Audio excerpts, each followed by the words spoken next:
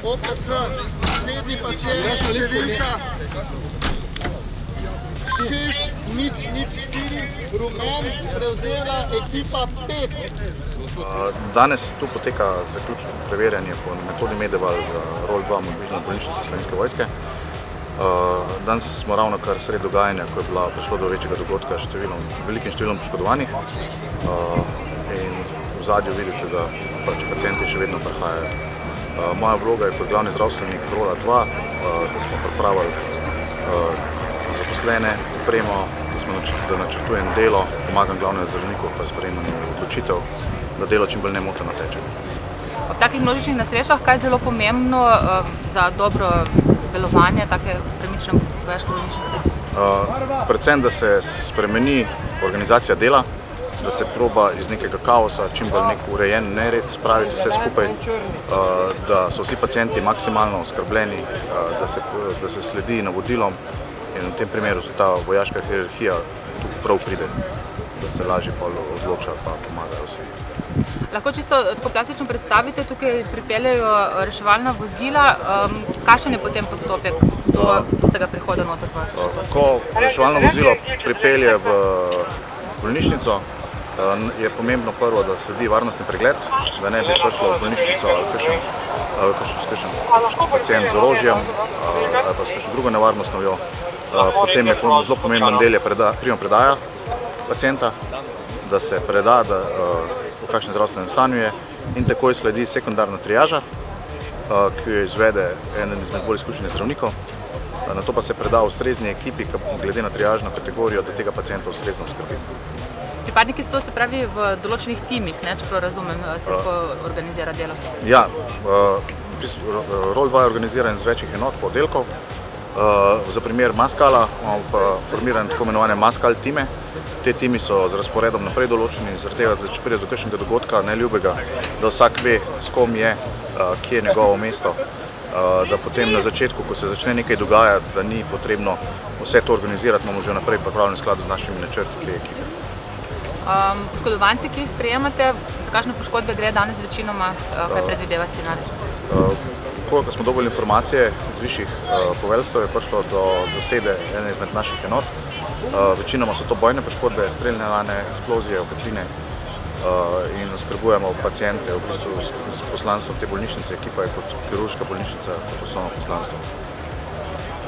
V bistvu ocenjujem poteko igranosti ekip, igranost celotnega rola.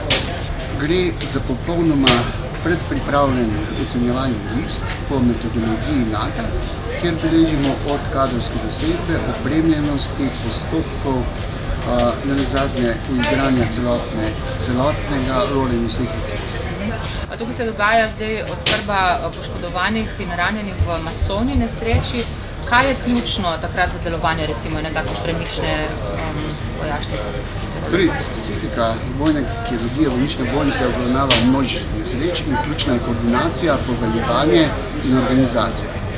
In zdaj prvi vtis je nad pričakovanji, torej orkester je uigran.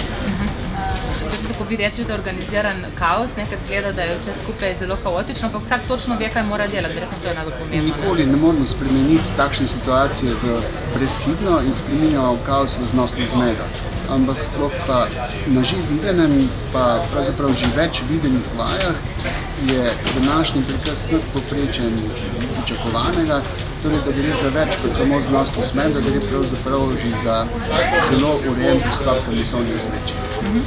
Zdaj, rekli ste, da to je ocenjevalna vaja, seveda so ljudje, ki so tukaj zaposleni, oziroma ki danes opravljajo svoje naloge, ne vejo, kaj bodo dobili. To je zelo realen scenarij. To je zelo realen scenarij. S tem, da ROL2 trenira, da tako rečem, že ves čas prav te situacije z masovnimi nesrečami, kjer moraš pričakovati nepričakovati. In je ključno organizirati več ekip, ki vzporedno obravnajo hudo poškodovanje. Seveda ob zadostni opremi in predvsem, kar je ključno, ob zadostnem in zadostnem zunanjem kadra. In to so danes potrdili, oziroma še potrdili. Kaj pa pomeni potem neka končna pozitivna ocena za ROL2? To je nacionalno preverjanje. To pomeni, da lahko naprej iščemo možnosti sodelovanja, tako v mednarodnem okolju in seveda pri izrednih situacijah pri nas. S osnovi medicinsko ocenjevanje poteka na 3 točkah, sicer kadrovsko popolnjen, kako je z materialno-tehničnimi sredstvi, in pa ali imajo vse procese dela napisane, urejene, jih poznajo, oziroma ali delajo po vseh teh zadnjih modernih standardih zdravstvene oskrbe. Koliko pa vas je vse skupaj ocenjevalcev, vi ste seveda glavni, ampak vas je več, ne? V bistvu je za vsak segment ali rečemo oddelek svoj ocenjevalec, se pravi vodiva zadevo z dr. Strahovnikom, na to nas je pa jih je še 8, se pravi 10 ocenjevalcev. Iz kje prihajajo, oziroma kdo so ocenjevalci? Jaz pa dr. Strahovnik sva pogodbena rezervista, ostali so pa pripadniki Stasa z precej dolgoletnimi izkušnjami vsaki svojega področja, katerega ocenjuje. Seveda ob najnem vodstvu kot trenutno ocenjevalca z največ bolnišničnimi izkušnjami. Danes je že drugi dan te vaje, danes seveda scenarij masovne nesreče. Kako ste do sedaj zadovoljni z potekom, lahko že kaj poveste, glede prvih ocen? Jaz lahko kar povem, da verjetno tako dobri kondiciji, kot je zdajle, ekipa Rola 2 še ni bila, pa sem s tem tudi malo mogoče pljunil v svojo skledo kot dolgoletni vodja tega Rola, vendar trenutno poveljstvo je ključno z strokovnim vodstvom je pripeljalo ekipo do nivoja vprašanja, če se da še karkoli izboljšati. Upam, da se Slovenska vojska zaveda, kaj ima s to ekipo. Hkrati se pa potrebno zavedati, da materialno-tehnična sredstva, predvsem šotorski del, je iztrošen, je obrabljen, potreba oziroma nujno je potrebno določene stvari, niti ne tako visokega cenovnega ranga, obnoviti, popraviti, sicer ta rol dolgo časa ne bo več zmožen preseljevanja. Po drugi strani pa zdaj novi standardi Rola 2 NATO v bistvu postavljajo prednost lahko premičnim sistemom, v bistvu šotorski, kar pa seveda ta ob dejstvu, da je bolj kompaktni šotor ni, se pravi, da njega prestaviš, potrebuješ 72 ur, pa mora res vse gladko iti, ob tem, da seveda ob hitenju se potem kvarijo stvari, kar se seveda pozna na tem sistemu. Slovenska vojska v smislu Rola 2 more graditi na tem, da dobi lahko premično kapaciteto za seveda isto ekipo, saj konec koncev meni osebno je skoraj da vseeno, ali operiram v hiši ali v šotoru, res da je kvaliteta druga, oziroma kvaliteta samega dela je drugačna, ampak če tako zahtevajo standardi, potem nimamo nič proti. Upam, da bodo ekipo obdržali, so pa res motivirani. Opažam spet tisti plamenček v očeh, ki smo ga imeli med leti 9 pa 11. Omenili ste kadre, omenili ste materialna sredstva.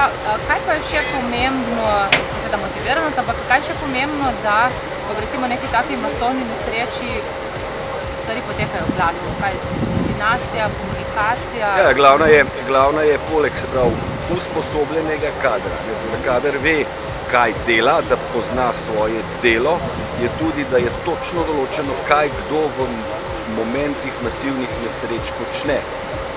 Masivna nesreča je pač v bistvu kaos, ki ga je treba urediti s čim manj kolateralne škode. Vemo, da pri masivkah so žrtve, so v bistvu črni scenariji, ki jih ni mogoče preprečiti. Z urejenostjo, kot jo vidimo danes, se te nesreče lahko zminimalizirajo. Se pravi, število mrtvih lahko minimalizira.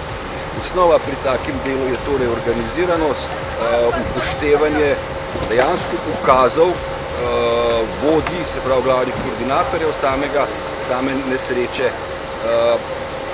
pa to je konec koncev glavni recept.